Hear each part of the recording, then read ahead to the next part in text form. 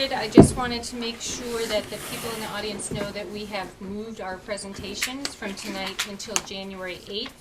So if you're here for one of the presentations, I'm sorry, we've had some conflicts. Please return on January 8th. Can I have a motion to approve the agenda as stated? So moved. Second. All in favor? Aye. Can I have a motion to approve the consent agenda? So moved. Second. All in favor? Aye. And that brings us to... There were no items removed from the consent agenda this evening, so that brings us to our audience comments section. And this is an audience comments on non-agenda items. So, the Hendrick-Hudson School Board of Education welcomes public comments at this portion of the meeting. To maintain an orderly and efficient meeting, the board has established the following guidelines. Each speaker is permitted 3 minutes for their comments and must be recognized by the board president.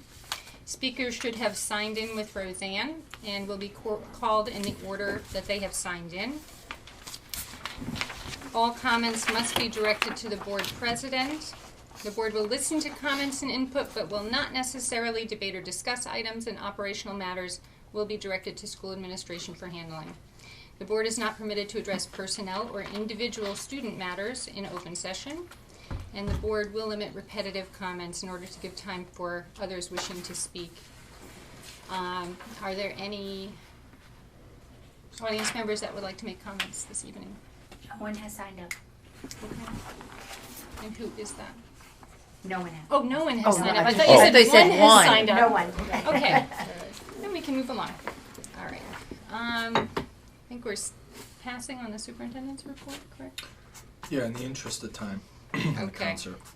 So we're going to move along to committee reports. I have 2 committee reports to give tonight. The Westchester Putnam School Board Association had an Advocacy 101 workshop that I attended. There were special speakers there from Ulstruff & Associates, which is a leading government relations firm that works with the Lower Hudson Education Coalition. There was also a presentation there from the Ossining Superintendent, Reese Sanchez. And they talked about ways that we could increase our advocacy as school districts. And some of the things I took away from them was that we can create and use networking and leveraging members of our community with backgrounds in specific fields to really help us.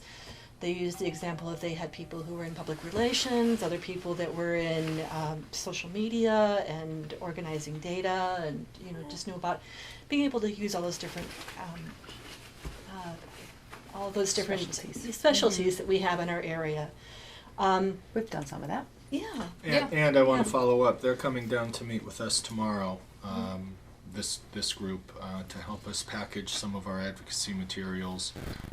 It's no secret our financial issues that we're going to be contending, whether it's tax increases or redistricting or moving kids.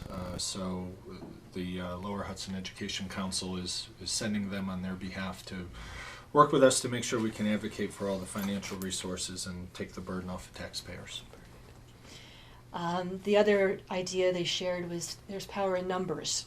So, the more we have generating, to talk about things and people getting on our side with it.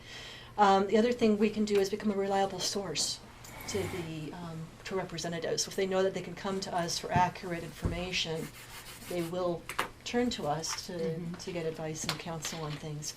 And part of that is building relationships, which Joe has done a really good job with. And I know that we've made an effort to make sure we've got those good relationships with our representatives.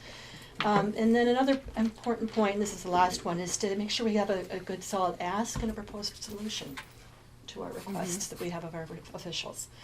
The safety committee met, and there was a representative from Alteris there to talk about safety, where we are with our safety training. And we also had a presentation from Putnam Northern Westchester BOCES on how they have used the anonymous alert system in their BOCES area, and they were also available to address concerns and questions that the committee had. Sounds like a productive meeting. Does anybody else have any committee reports? I don't think we had any since.